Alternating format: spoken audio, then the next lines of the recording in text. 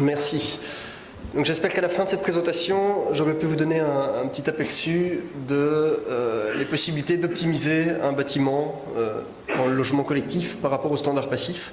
C'est en fait une question qui nous a été posée par une association de sociétés de logement qui s'appelle Euronet, qui rassemble des sociétés de logement un peu partout en Europe, pas en Belgique mais dans le reste de l'Europe. Sociétés de logement qui gèrent des parcs de 20 à 30 000 logements, qui ont donc un niveau de construction assez élevé chaque année et qui ont la possibilité de se poser des questions sur comment est-ce qu'ils vont construire leurs bâtiments à l'avenir. Et ils ont lancé un projet dans l'idée de construire simultanément, un peu partout en Europe, avec différentes sociétés de logement, un bâtiment similaire, pas exactement le même, parce que le bâtiment doit toujours être adapté selon les spécificités des pays, selon le lieu où on le construit, mais en le faisant parallèlement pour pouvoir échanger les expériences et se dire on a beaucoup à apprendre entre les Suédois, les Italiens, les Français, les Allemands sur la façon de construire, la façon de gérer un projet pour en maîtriser la qualité en tant que société de logement. Donc ça c'était la première idée du projet, on va faire ça parallèlement pour partager l'expérience. Et ils se sont dit on va essayer d'avoir quelque chose de comparable entre les pays, par exemple travailler sur la même typologie de bâtiment. On va tous faire un logement collectif, immeuble à appartement moyen, 15-16 logements. Et sur la question de l'énergie, on a assez rapidement pu les convaincre d'aller vers le passif. Donc déjà parce qu'on va aller de l'avant, on va faire quelque chose qui sera encore valable demain, donc on va sur le passif. Et surtout parce que ça permet de comparer d'un pays à l'autre. C'est le seul standard qui, au niveau européen, permet de comparer ce qu'on fait. Si on dit on fait un BBC en France ou on respecte le NF en Allemagne ou la PEB en Belgique, ben, ce ne sera pas du tout comparable. Donc, objectif, faire partout du passif. En même temps, maîtriser les coûts, maîtriser les process. Et puis, bon, il y a d'autres aspects qui vont être analysés sur le cycle de vie du bâtiment, etc. Ici, je vais me concentrer sur l'aspect passif. Donc, comme je l'ai dit, le projet va être construit dans différents pays. Donc, il y a pour l'instant 6 pays dans lesquels il va être construit et il y aura normalement une quinzaine de bâtiments qui seront construits. Et on est parti donc d'un concept commun, une première esquisse de bâtiment avec un certain nombre de choses qui sont définies, qui doit pouvoir être adaptées dans chaque pays. Donc, c'est un travail pas facile parce qu'il y a un certain nombre de normes à respecter dans tous les pays. Mais on voulait avoir au maximum un concept commun qui soit flexible par rapport à tout ça. Et donc c'est à la fois un concept architectural et un concept passif avec un certain nombre de paramètres qui doivent être optimisés parce qu'évidemment on ne va pas construire la même chose en Italie et en Suède, mais ça permet de voir quels sont les paramètres d'influence et de se dire que l'optimisation qu'on fait en Suède qui est indispensable par rapport au climat, si on la reprend par exemple en France, elle permettra d'économiser des coûts parce qu'on aura pu faire l'optimisation la plus simple avant de faire celle qui coûte cher. Donc on a travaillé sur ce concept passif et architectural avec l'architecte Nicolas Michelin en France. C'est assez intéressant parce qu'au début, il n'était pas du tout convaincu par le passif. C'était plutôt un chantre de la ventilation naturelle, donc sans récupération de chaleur. Et petit à petit, il a tout à fait compris l'intérêt et il a pas mal intégré ça dans le projet. Donc on a eu un certain nombre de requêtes au niveau de l'architecte, d'abord pour arriver à un bâtiment qui puisse être passif de façon confortable et performante. On a demandé de privilégier une orientation nord-sud avec une possibilité de ventilation transversale, donc que chaque logement soit traversant dans le bâtiment pour favoriser le refroidissement nocturne, ce qui est plus nécessaire dans certains pays que dans d'autres, donc on verra que la solution est un petit peu mixte. On fait attention aux gains solaires et aux ombrages, particulièrement côté sud. On doit réfléchir dès le début à l'intégration des techniques. On l'a vu dans la présentation précédente, que l'intégration de la ventilation, c'est une question. Il vaut mieux se la poser dès le concept architectural pour avoir les solutions. Le concept doit permettre des possibilités de faire varier la compacité du bâtiment en fonction des pays et d'être modulable en taille. Donc ça, c'était aussi un peu des demandes des sociétés de logement. En fonction de l'endroit où ils allaient l'implanter, ils allaient faire plus ou moins de logements, donc il fallait une certaine flexibilité à ce niveau-là. Alors voilà ce que l'architecte a dessiné au début comme principe de base. Il était parti d'un rectangle dont il a fait sortir la partie centrale, avec une orientation sud de ce côté-ci, tous des logements qui traversent dans ce sens-là, avec la possibilité d'avoir un espace extérieur, balcon pour les logements du côté, et une zone d'accès qui se trouve à l'arrière, qui peut être intérieure ou extérieure ou à moitié selon les cas. Je ne vais pas présenter tous les éléments architecturaux, mais petit exemple de réflexion sur les techniques. On laisse la possibilité d'avoir un espace technique en haut et une distribution horizontale qui va vers des gaines techniques qui descendent au niveau de chaque logement pour avoir une distribution la plus courte possible. Donc ça a également été réfléchi à ce niveau-là. C'est toujours intéressant évidemment de réduire la longueur de réseau de distribution pour réduire la déperdition, etc. En coupe, voilà ce que ça donne dans une des configurations possibles. Donc on a l'espace chauffé constitué par les logements, la zone d'accès qui va être selon les pays inclus dans le volume chauffé ou pas, ou en tout cas plus ou moins ouverte.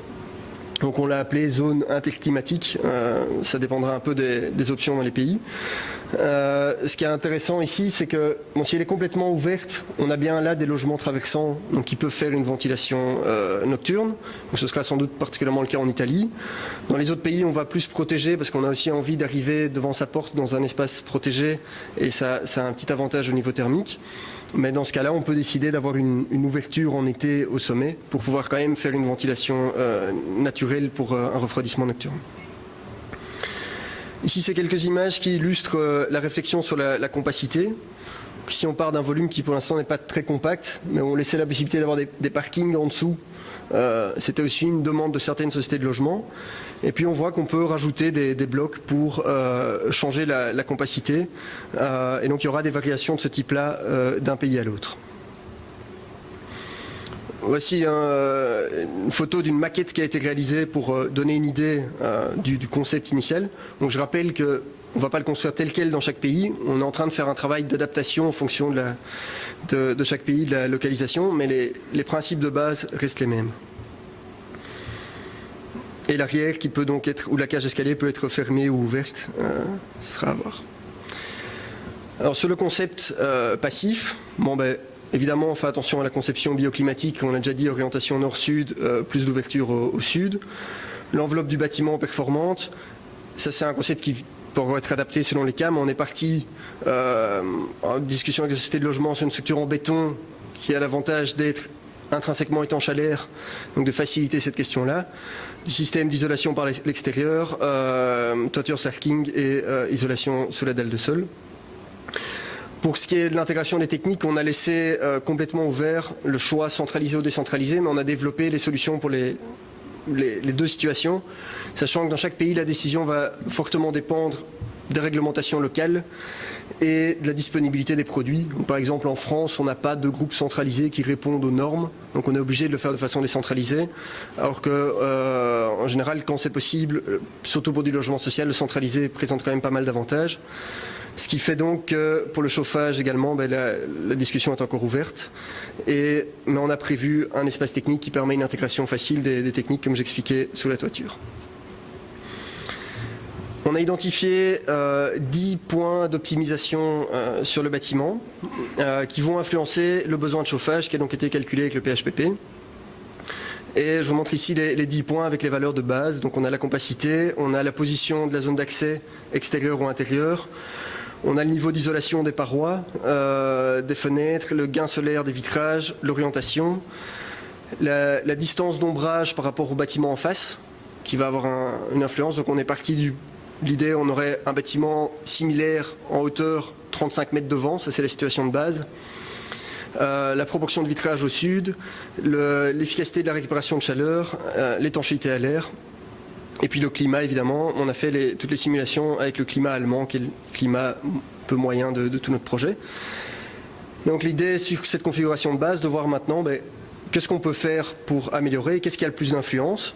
Ça permettra ensuite de se poser la question, qu'est-ce qui coûte le plus cher et qu'est-ce que je fais en priorité. Donc là, on a pu amener cette transparence auprès des sociétés de logement qui n'ont pas l'habitude de jouer avec le PHPP, de voir toutes ces influences.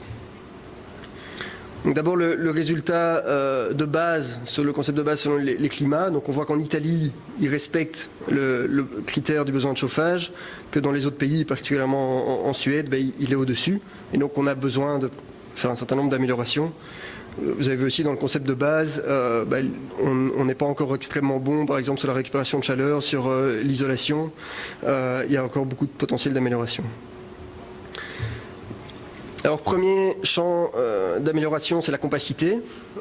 Ça, c'est assez intéressant parce que ça ne représente pas de coût, juste un choix architectural. Parfois même, ça fait des économies parce que si on a moins de développé de façades, on a moins de façades à isoler, donc moins de coûts à ce niveau-là. Et donc, on a regardé, en faisant varier notre volume, comment est-ce qu'on peut le rendre plus compact.